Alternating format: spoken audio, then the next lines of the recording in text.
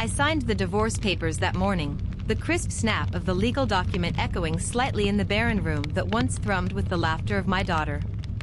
My fingers lingered on the last page, the ink still fresh, the finality of the act sinking into my bones. I stood up, feeling the weight of the empty chair beside me, an unoccupied space where my ex-husband should have been. I thought about the moments we shared, how his promises dissolved like mist in the morning sun. I walked out of the lawyer's office, clutching my purse close as if it contained my shattered dreams. The streets were bustling, indifferent to the turmoil that gnawed at my insides. I breathed in deeply, trying to replace the scent of sterile office air with the vibrant life outside, but all I could smell was the lingering aroma of coffee from the cafe where he and I first met. I paused at the corner, waiting for the light to change, and watched as people flowed around me, their lives untouched by the pain gnawing at me. I thought about my daughter, her smile a balm to my weary soul, and how I would do everything to shield her from the shards of our broken family. I plunged into my new role at the Community Arts Center with a fervor that surprised even me. My hands, once hesitant and unsure, now moved with confidence over clay and canvas, shaping and painting new beginnings. I taught art classes to children, their bright eyes and easy laughter helping to mend the tatters of my heart. During one of these classes, I felt a presence linger by the doorway. I turned, my heart hitching as I met the eyes of a man whose gentle gaze felt like a warm sunset. He introduced himself as the uncle of one of my students, his voice carrying a melody that made my nerves hum. "I've heard a lot about you," he said, his smile reaching his eyes. "My niece can't stop talking about how her art teacher makes everything better." I laughed, a sound that felt foreign yet delightful to my ears. "I just show them how to see colors in their own light," I replied, my hands subconsciously smoothing the apron that protected my dress. He watched me as I turned back to my students, his interest penned in the quiet tilt of his head, the thoughtful way he observed my interactions. I felt a warmth bloom inside me, delicate and curious. The annual community festival brought the art center into the bustling heart of the city. My students were displaying their artworks, proud and excited. I moved among the stalls, adjusting a canvas here, straightening a sculpture there, my actions automatic yet filled with a passion I had rediscovered in these young creators. I spotted him again, the uncle, leaning against a lamppost, his eyes searching until they found me. I walked over, the gravel crunching under my shoes, a symphony to my anxious heart. "I see you've become quite the pillar of this community," he said as I approached, his voice a gentle wind that seemed to sweep away some of the residual coldness left by my past.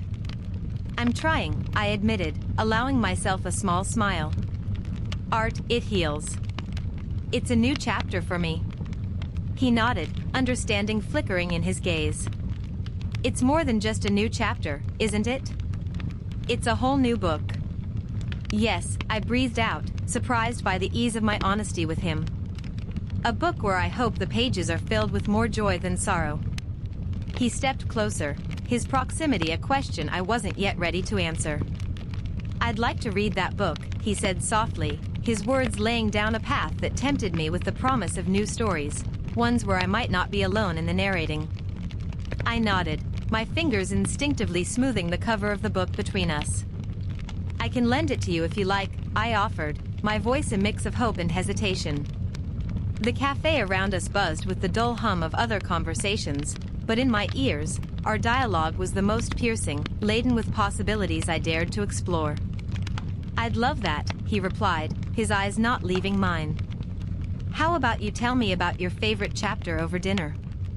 The invitation hung in the air, charged with an electricity that felt both terrifying and exhilarating.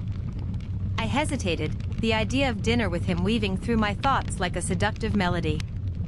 "All right," I finally said, my heart pounding a fierce rhythm against my chest. "There's this little Italian place I know. Quiet.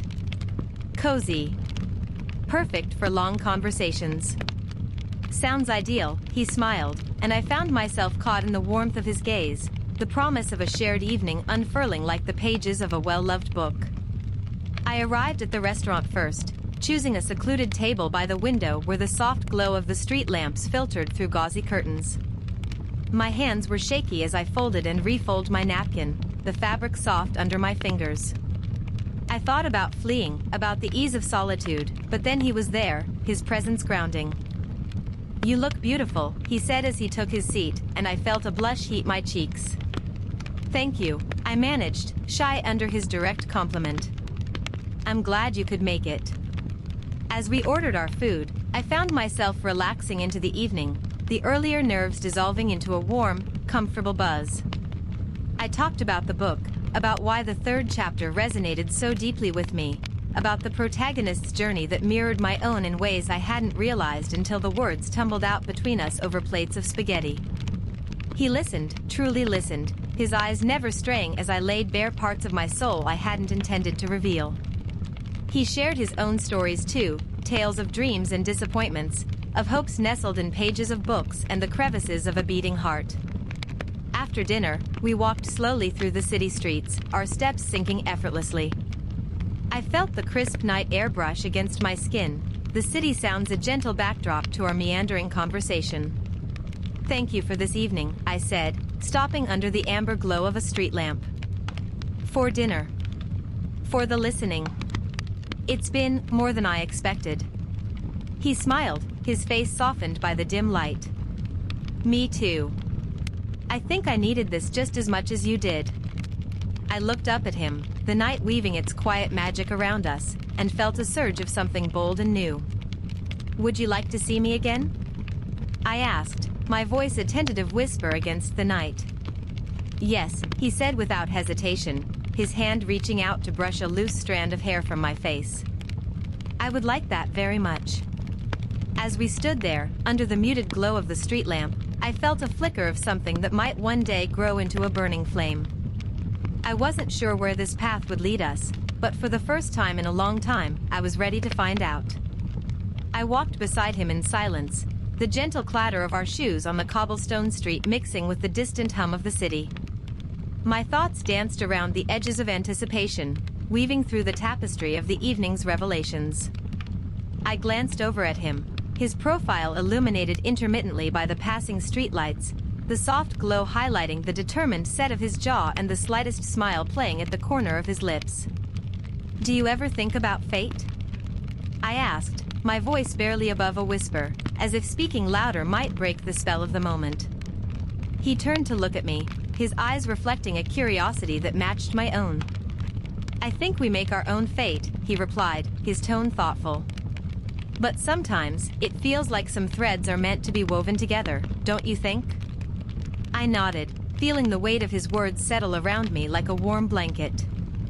The idea that the fragments of our lives could be stitched together by unseen hands was both terrifying and exhilarating. "Why do you ask?" he continued, drawing me out of my reverie. "I don't know," I confessed, my fingers brushing against the cool metal of a nearby railing. "Tonight feels like one of those moments, fateful, inevitable." I paused, searching his face for signs of mockery or disbelief. Instead, I found sincerity. "I feel it too," he admitted, and the simple honesty in his voice made my heart skip a beat. I found us seated at a small, dimly lit cafe that seemed to have sprung from another era.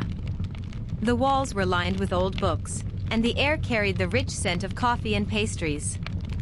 I watched him as he perused the menu, his eyes scanning back and forth with an intensity that made me smile. "What's good here?" I asked, my fingers idly playing with the edge of the menu. He looked up, his eyes alight with enthusiasm. "The apple tart here is to die for. And they make a mean espresso." I chuckled, delighting in his apparent connoisseurship. "Then I guess I'll have to try both." As he flagged down the waiter to place our order, I took in the quaint charm of the place. It felt like we were tucked away in a little bubble, separate from the rest of the world. It was cozy, intimate, perfect for the tentative steps we were taking towards something new. Our conversation flowed effortlessly, spanning from the trivial to the profound. I found myself sharing bits and pieces of my life that I hadn't even realized I'd been holding back. There was something about him that made me want to open up, to peel back the layers of my guarded heart. After we left the cafe, we found ourselves wandering aimlessly through the streets, neither of us eager to end the night. I felt a chill as the night deepened, and he noticed, draping his jacket over my shoulders. I was touched by the gesture, the fabric warm and comforting against my skin. "Thank you," I murmured, pulling the jacket a little tighter around me. "It's nothing," he said, but there was a warmth in his voice that made me feel cherished. We stopped at a bridge overlooking the river, the waters below us shimmering with the reflection of the city lights. I leaned against the railing, lost in the beauty of it all, feeling him beside me, a solid, reassuring presence. "Do you think we could do this again?" I ventured, my voice hesitant, not wanting to presume but desperate to know. He turned to me, his face serious in the dim light. "I was hoping you'd say that," he said, and my heart leapt at his words. There was a promise in his eyes, a promise of more nights like this, of laughter and conversation, of silence filled with meaning. As we stood there, the city sprawling out before us, I felt something inside me shift. For the first time in a long time, I was not afraid of what the future held. I was ready to face it, as long as he was by my side. I turned to him, the city lights twinkling like distant stars against the darkening sky. "I never thought I'd be here," I confessed, my voice barely a whisper over the bustling sounds below. He looked at me, his eyes reflecting the golden hues of the street lamps. "Why not?" he asked, tilting his head slightly as he waited for my reply. I took a deep breath, the cool air filling my lungs. "I was scared," I admitted. After everything that happened, being here, moving on, it all felt impossible. I paused, gathering my thoughts. "But here I am, and here you are." He smiled, reaching for my hand. "Here we are," he corrected gently. His thumb brushed over the back of my hand, sending a shiver up my spine. "You're not alone anymore." I nodded, feeling a warmth spread through me that had nothing to do with the summer night. "I know. And that makes all the difference." The city stretched out beneath us, vast and endless, yet somehow less intimidating than before. I asked him then, as we stood overlooking the sprawling city, "What about you? Were you ever scared?" He paused, his gaze lingering on the horizon before he turned back to me. "Every day," he confessed. "I was scared I'd never find someone who understood me, someone who saw the world the way I do." I squeezed his hand, understanding more than words could convey. "I think we're more alike than we realized." He laughed softly, a sound that made my heart leap in my chest. "I think you might be right." He looked down at our intertwined hands. "I never knew how much I needed someone like you until you came into my life." My cheeks flushed with a mix of pride and pleasure. "I feel the same," I said. "It's like you were a piece of my puzzle I didn't know was missing." "Maybe we're each other's missing pieces," he suggested, a playful twinkle in his eye. I laughed, the sound mingling with the night air. "Maybe we are."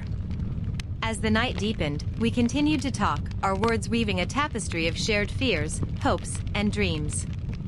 I told him about my dreams of painting, of capturing on canvas the emotions I had struggled to express in words. He listened intently, his eyes never leaving my face. "I'd love to see your paintings," he said earnestly. "I bet they're as beautiful as you are." I blushed, overwhelmed by his compliment. "Thank you," I murmured. "Maybe one day I'll show them to you." "I'd like that," he replied. "And maybe you could paint something for me one day. Something that captures tonight, this moment." My heart swelled at the thought. "I would love that," I said. "This night, with you, it feels like a turning point for me." "It is for me too," he agreed, his voice thick with emotion. We stood in silence for a moment, simply holding each other's gaze. Then, impulsively, I reached up and kissed him. It was a gentle kiss, one that spoke of new beginnings and mutual understanding. When I pulled back, he was smiling. "That was perfect," he said softly. "I think so too," I replied, my heart racing with excitement and anticipation. Tonight was indeed a new beginning, and I couldn't wait to see where it would lead us. I watched the sunrise from his balcony, the sky a canvas of pinks and oranges that I longed to capture with my brushes. I leaned against the railing, feeling the cool metal under my hands while he stood beside me, a silent figure bathed in the morning light. The air was crisp, carrying the scent of dew and the distant sea, and I felt a peace I hadn't known in years. "You know," I started, breaking the comfortable silence, "I haven't seen a sunrise in so long. I always thought they were too hopeful, too full of promises." I turned to look at him, catching the light flicker in his eyes. "But now, I feel like I can actually enjoy them again." He smiled, his hand finding mine, a warm presence against the morning chill. "I'm glad I could share this with you," he said softly.